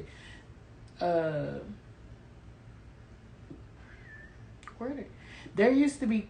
It changed over time. I feel like everybody just became a fucking Blood. Oh, for real. I don't even really see Crips anymore. Like, I mean, there was a few people, like, when I went to, school with them, there was a few Crips, but they lived, like, near, St. John. Yeah, St. John. That's where all Rumberg and I feel like that, like Southeast, East Austin, that's where all the Crips were. Everybody 2-3 and 2-1, they was more Bloods. There was a few Crips, but not a lot. But most of them were like Bloods or Powers. But even in other little areas and stuff like that, like I just always knew that a different set of projects was a different set. You know what I'm saying? Yeah. So you knew who the fuck. I'm from Booker T. Like, yeah. But St. John, not even St. John no more. You been down there? Yeah, it's revamped. It got like a lot of taco stands out there. I can tell you that. It's revamped. I saw them apartments. I said, "Damn." Oh yeah. That's said this shit used to look rough. Oh man, my Aunt Bobby Dean, man, she stayed out there in Coronado Hills. Man, I had a fight over there, a phenomenal fight. That's how I found out they had some Crips over there though. I had a phenomenal fight right there at the bus stop. I probably was like 14 years old. Phenomenal. You was a nigga winning? was fighting my motherfucking auntie. They fighting over that goddamn crack pipe. And here it is. I come over that motherfucker, not even giving a damn. Nigga, I just know you hit my auntie. And I started getting on this motherfucking ass. But this is a grown ass man. I'm 14 years old. So I think he like pushed me or something like that. But I went flying back. And before I knew it, everybody at that stove was over there on his motherfucking ass. Everybody. They were holding him down. Even the bus driver was stopping. Like, nigga, fuck that. Nigga, you just hit a little nigga. He hit a woman. And he hit a little nigga. Oh, man. Them St. John niggas was over there. That was IGCs. I was like, oh, yeah. That's the homies. You know what I'm saying? That is the homie. I just made some new homies right here. I fucks with all y'all. Yeah. Well, we've come to the end of our show. Yes, sir. And I usually end it with a song, but my iPad died. You got a song that you wanna read? I'll let my guests do it. You got a song? What's your song, Real? Read. What song? What's your song? What song has spoke to you this week? Let me see. Right now. What you listening to, Real? Man, let me dig on here. That's why I was sitting back looking. Let me see, man. See, I'm more so like an old school player, man. So go ahead and take us back. You know, right now I was on something Can't Ban the Snow, man. Lil Jeezy, Lil Nipsey. Oh, I was on that Sauce Madness too. You know what I'm saying? My boy, old Sauce Walker. He know how to make it drip and spill. But I'm not gonna try to sing their songs. I ain't gonna lie to you. You just gotta read it. Oh, you gotta read the song? Read the lyrics. I know how to say it. Go ahead. Hold on. You can say. Hold on. Who all listening to this right here? This ain't PG-13, is it? This right here gotta be rated M-A. X. M.A.? Yeah, most definitely. Go ahead. My boy say 100,000 on the iPhone, selling bitches like a ringtone, living in a different time zone, and it's all off the splash, yeah. Shoot the 40 through the glass, yeah. The pussy's playing with my cash, yeah. Yeah, I used to be a shooter, but I had to make 100,000 fast, yeah. Say, I remember being broke, taking trips to the prison, see my daddy through the glass, yeah. Stuck like while life gone past. Every day eating trash, sleeping on a fucking mat. Bench hard full of cracks, yeah. Fucking up the nigga back, yeah. Had to use a trash can for a chill. Nigga, I remember being there. That's why I'm gonna be a millionaire. All these diamonds on me everywhere from selling bitches long pretty hair. Oh, yeah. Driving in my bitch McLaren. Man, she give me money, she don't care. Her family rich from Delaware. I taught her how to be a player. Oh, man, see, I ain't gonna keep on going, man. Real? But my nigga Sauce, man, that nigga did Sauce Walker when he did that, man. Sauce Walker be spitting low-key. People be sleep on Sauce Walker. I'm trying to tell you, when you break down that nigga bars, he's very entertaining. He's very entertaining as fuck. You know what I'm saying? I could just sit back and just, just the nigga. Real, why don't you? I feel like you got a great rap. I feel like you could do it. Oh, man, just be cool, man. I'm more so behind the scenes, man. I'm an executive guy. Can we just get one?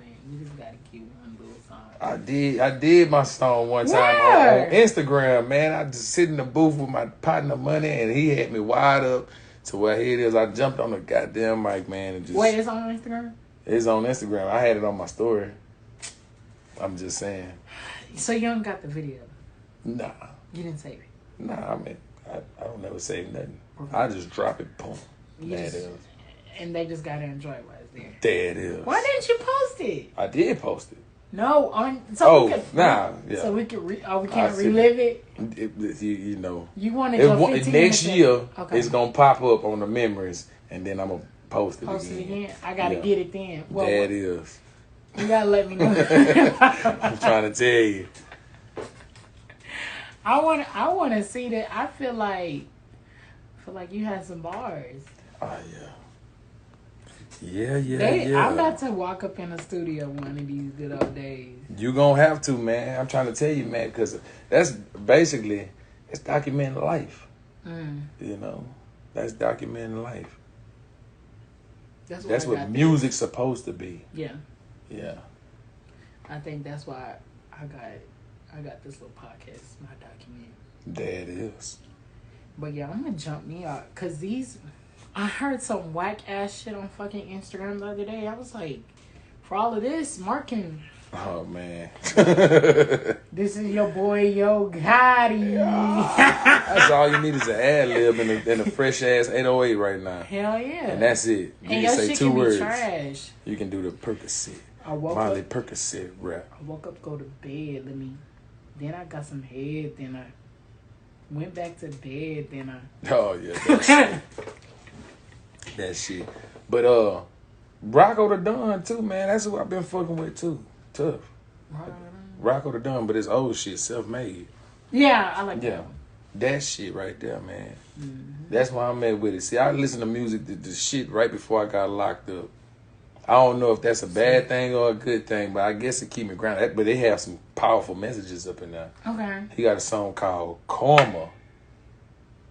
Karma. I know that this motherfucker right here wasn't no smash hit to the society. So did these songs influence you to do the shit you was doing, or? No, but that one right there actually woke me up like, damn, nigga, you doing some of this shit. Mm-hmm. It's called Karma by Rocco. Yeah. I didn't know, because I found it at one of them deep, dark moments in the middle of the night. While all the creatures was out there. That's when it was supposed to mean something. Yeah, hell yeah. And I was like, oh shit, nigga, what the fuck just happened in my car just now? Made you rethink your life. Had me think they had some souls up in that motherfucker. Karma is a bad motherfucker. When I think back over my life, Trying to tell I gotta you. say thank you, Lord. Yes, sir. All right, y'all. This is the end of the episode of Black BlaQueck. That's the only thing I know how to spell. Controversially, y'all, I'm not the spelling bee champ. I'm not the spelling bee champ. CON virtually. All right. So if y'all want to, please hit me up on my what am I trying to say? My email at controversially. Look it up or type it into your phone. BlaQueck @pod@gmail.com if you want to be a future sponsor for a show. And we'll be back next Sunday because Saturday is dedicated to the Longhorn. Thank you. Don't be expecting me a Saturday at 7 until December. Until December. UT is playing. That's the only reason why I don't be on here, for y'all that be like, well, why don't you be on here? You're not being consistent. Yes, I am. I come on here every Sunday. I don't have an NFL team no more. I didn't really like the NFL. No, the only time I would watch the NFL would be to watch Earl Thomas was my nigga. Oh, that's what you talking about. So that was time. That was my nigga. So I was like, ooh, Earl Thomas on, bro. I was dripped out. Seahawk. You want to see pictures? I gotta show you pictures. I was dripped out.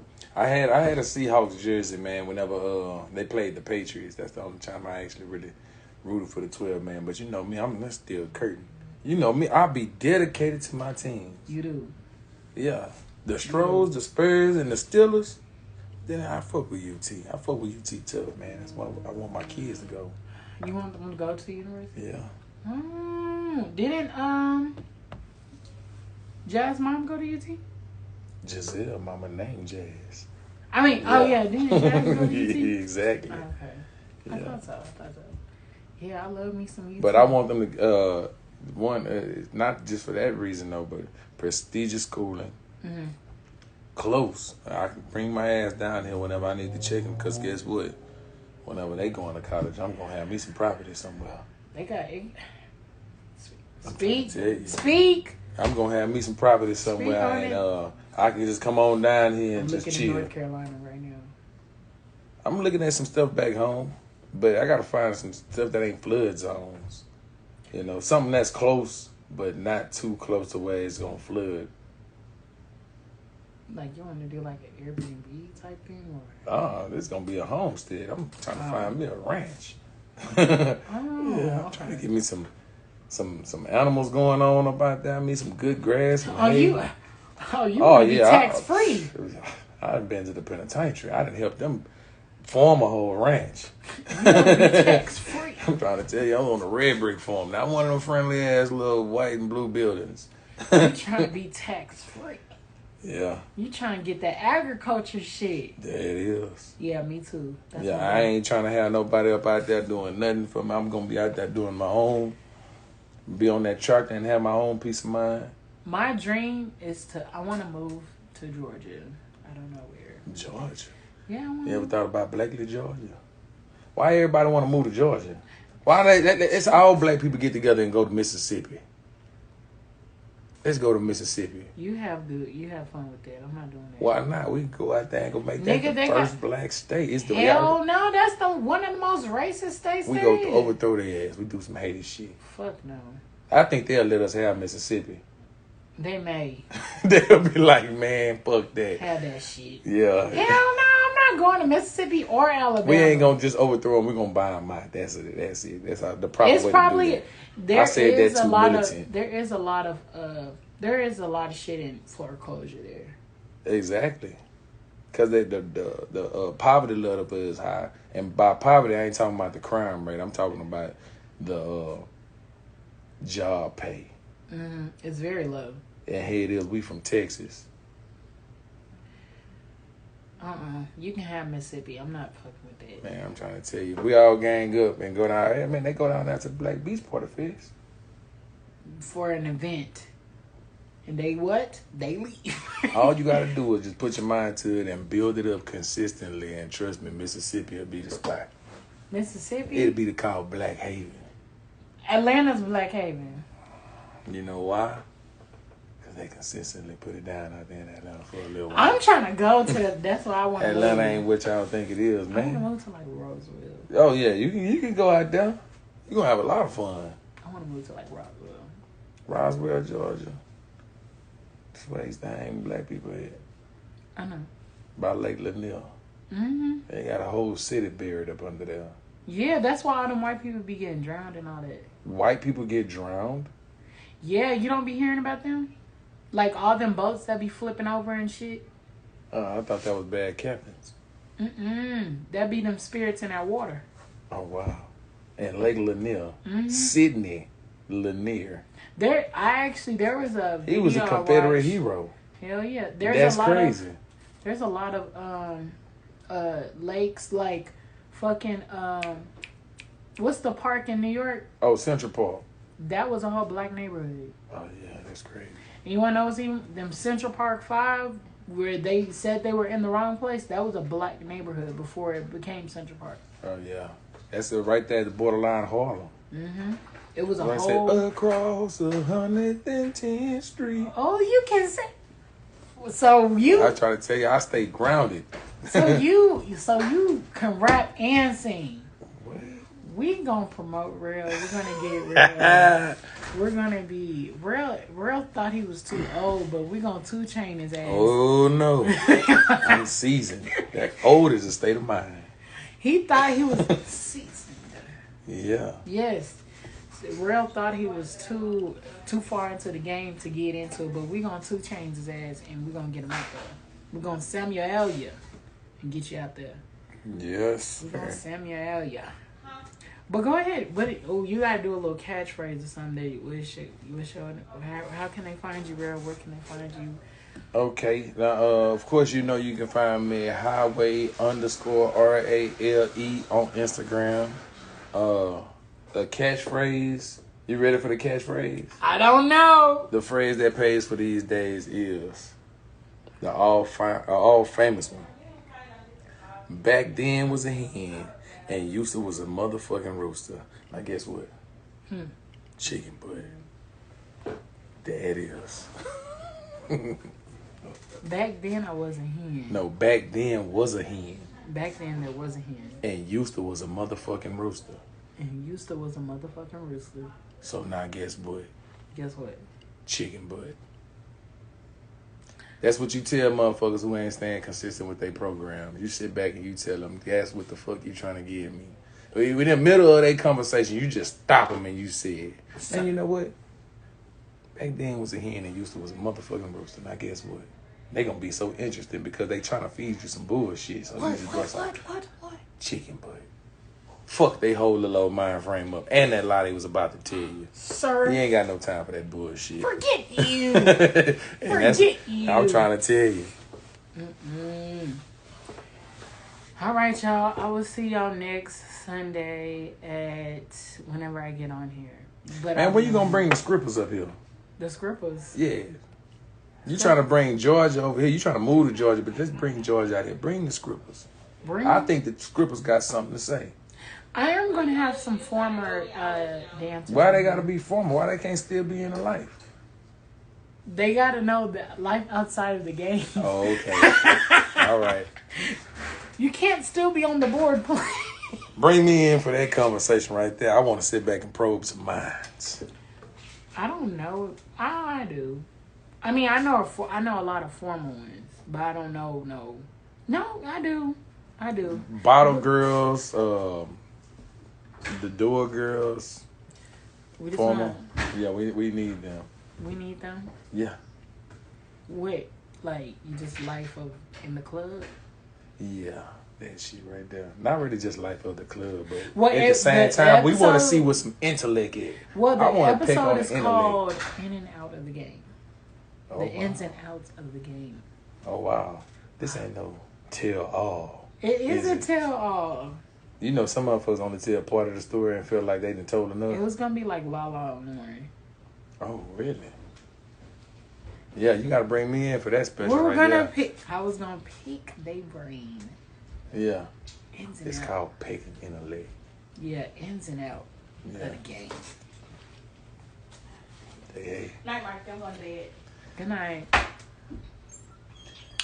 All right, you guys. I will see you guys next Sunday. We have future shows. We have a realtor coming on later to talk about buying houses and all that type of stuff. And then we have our credit repair dude to talk about it. That show is going to be called Credit versus Cash.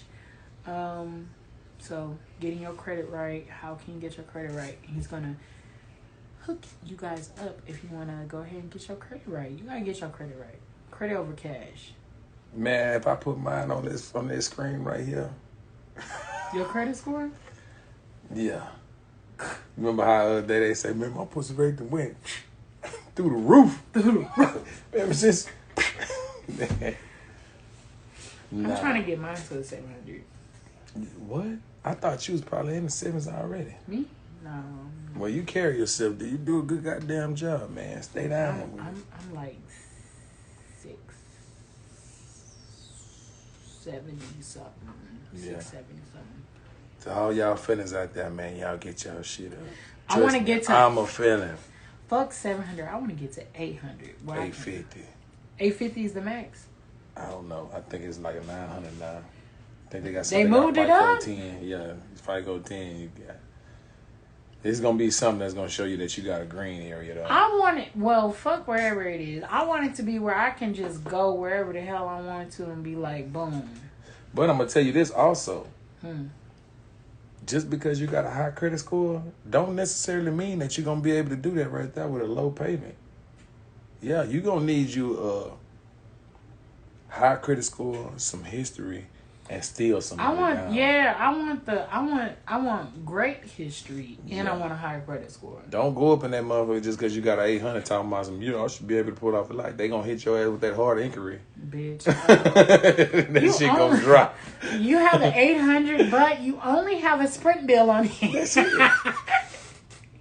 You only have a Sprint bill. Thought that's all you needed?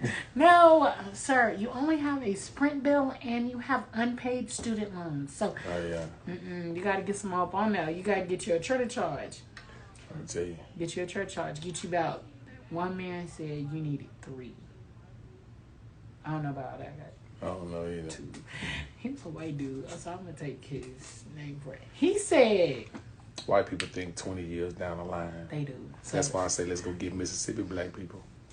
Mississippi? 20 years from now. Why can't we gain Texas? I want a big piece of land. Texas is too big of a place to conquer. Especially for black people. Mississippi? Can we get somewhere else? Like South Carolina? No, I don't even want that You gotta shit. think about it, man. They got That some scandals shit. going on down there. South Carolina is so ran through. I drove through there one time. I was like, damn, I thought Florida was bad. Florida pretty, but yeah. I drove to South Carolina. So I said, is it 2021 in this bitch? Or is it like 1990 in this hoe? That's why you start from the ruler to the tutor. But I bet you, I would, if I had the money, I would revamp that hoe. I still say Mississippi. Cause we close by. Can you tell me what did you? All right, yeah, they got the Mississippi River, main thoroughfare. What is? Here it is. The ports got to come through us. That's the resources, and that's financial. We got Memphis right there. We got Atlanta right there. We got Birmingham right there.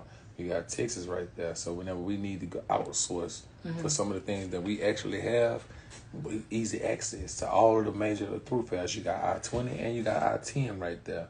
So 20 gonna take you to 95. 10 gonna take you to 95. 10 will take you all the way to LA. 20 will take you through Dallas. You know what I'm saying? Okay. So here it is. You got transportation routes right there.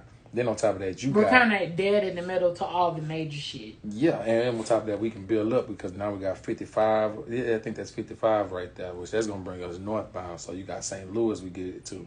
We got Memphis, we got Chicago, we got Minneapolis, all these places. So you can thought this out. Oh, yeah, because like I said, I talk to a lot of white people too, and they had me thinking 20 years ahead. So if you import some of those people from Silicon Valley, Oakland area and stuff like that, who are super pro-black at that, and on top of that have the knowledge. Like, you got to think about what's going to take places in those places. Stanford University, they protest and get a lot of our rights that we have going on right now in the office. So here it is, you get some of those people and you bring them down now. You know what I'm saying? You go to Atlanta, you get the movie people up out there, you bring them down here. You got a lot of great people who came from there. Even Rick Ross, he's a billionaire. Tell them, hey man, look, go buy you a piece of Clarksdale, I think that's what it is, Clarksdale, one of those right there. You know, Snoop Dogg, bam, you come back over there. Now we got spokespeople that they love at that. You know, niggas do anything that they see, they be like, oh, we gotta move now. Bam, there it is. And then here it is, you got untampered land right there too. So we building our own infrastructure. So Mississippi is the move. I'm trying to tell you, man. You go to them other places, man, they gonna laugh you off. Mississippi gonna welcome you with open arms. Because the shit is going down. Yeah, and they already, 65% black anyway. So they gonna be like, all right, cool, you gonna buy us out. You know what I'm saying? You leave, you get those people, you educate them right there, you hype them up. Because Jacksonville got a lot of... Jackson, yeah. Yeah, got a lot of blacks. So then you start bringing in a lot of other cultures, the minorities. Is Huntsville Alabama? That's Alabama. Oh, okay. Yeah. You bring a lot of different cultures up in there. So we're going to bring the Vietnamese up out there so they can start helping us with the shrimp. And then plus, they know how to fry the fuck out of some chicken. Vietnamese. I love Vietnamese people. Shout out to the Asians. Vietnamese fried chicken. Man, they that Peking duck and the goddamn orange chicken. And God damn it. Yeah, and then we go. People think Chinese people came on orange chicken. That's Vietnamese. Oh yeah. And then a lot of sesame chicken, Vietnamese. I'm trying to tell you. A lot of shit that you rice. think Vietnamese. Yeah. A lot of shit that you think be at Chinese restaurant be Vietnamese plates. Yeah. And then I learned that from my friend. We get us some of our Hispanic brothers up out there, goddamn, and we give them they holiday and we celebrate it right for them because I don't think that the rest of America actually does that. But it's not even the May 5th is not even the real. That's what I'm saying. I'm talking about September 15th to 16th. Yeah. The Mexican Independence Day. You know, so we get some of those right there. We bring some of our Islanders, our Puerto Ricans up out there. We bring some of our Dominicans up out there. We get the culture blending.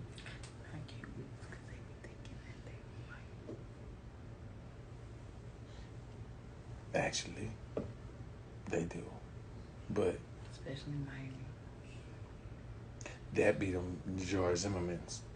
Mm-hmm. You know, we can keep that. Well, matter of fact, we're going to hang his ass up on the goddamn tree post on the lynch. And he ain't going to be able to drive through Mississippi. Mississippi too big of a state for us to miss George Zimmerman if he ever passed through that motherfucker. Bitch, we don't have rest stops. Yeah, you better go your ass around, nigga. You better go through Arkansas, nigga, and stop. Not Yeah. through Arkansas. I'm Yeah. sick. We're gonna have the motherfucking gas stations, goddamn. You better not stop your ass. This is sundown town for real, goddamn me. Yeah, there We is on a your lot ass of. now. What are we gonna do about the sundown towns Wait. in Mississippi? Oh, we running their ass up out or buying them up out of Buying there. them. Yeah. I wish a didn't motherfucker realize- would tell me I can't be outside after. I grew up next door to Vida, Texas. If anybody in the world know what Vida, Texas is, it's right over the river from where I'm born at. So if I go up out that motherfucker past 12 o'clock and I'm able to go ride down Main Street and I see that actual store that say no blacks allowed up in that motherfucker, and I go up in there and go serve them. And I had a spot right there on Fort Oaks Ranch Road, a little trailer back there. You know, it was on a nice little old piece of land. And right across Main Street from now, you got 11, there's 105. I think it's 105 back there. You got 1132 where they got a Klan compound. And I ain't scared. It's a compound back there. Oh. You mean to tell me that y'all scared of them? I'm not. And I'm pretty sure it's a couple of people who not scared either.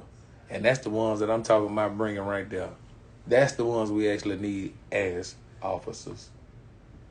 That's the people who going to keep the law in place, because at the same time, just because they're not scared of their Klan, don't mean they finna let you speed through this neighborhood right here with these kids outside playing. Mm-hmm. You know what I'm saying? Those people are enforcers.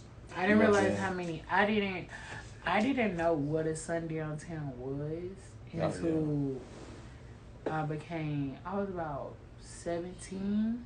Yeah. 17 or 18. And we were driving through Alabama. Yeah. And we were it was this little city right outside of Huntsville. And we got pulled over and they were like, "You must not be from around here." Nah, I ain't finna order no food from over there. That's what I'm gonna say. Yeah, I ain't come through this bitch hungry. I came through this bitch to get some gas, and I wish you motherfuckers would. Cause that's what we say, ain't it? Yeah. I wish a motherfucker would. That's actually where I'm from. I'm trying to tell you. Play with me if you want to. Think this shit over here sweet. This ain't no donut. You better try Jesus For real. before you meet him. I guarantee you. Not before you meet him. I'm trying to tell you, man. Try him. Yep. Before you meet him. But yeah, I'm finna get on to this next location because I'm running a little late, goddamn me. But you know, it's always a pleasure, Mark. Like I say, The when you people got were the asking. scrippers- The people was asking for you. Yeah. Yeah, Who? all the people. I'm trying to figure out where they at. They was like, "Oh, who is that?" Well, They I'm was hitting him. up the line. Yeah, I'm I him. said, "Well, Rel is a permanent co-host." Yep. I can be. I make myself available. It was definitely fuck me, and who was that? Oh, wow. It was what's that?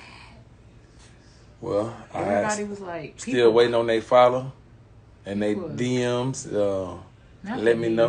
DMs. I mean, yeah, let me know. You know what I'm People saying? was It's for calling real. me. They were like, "Who is that on your show?" Oh, wow. I said, "Who?" I started naming everybody. No, from the other. I said, "Real."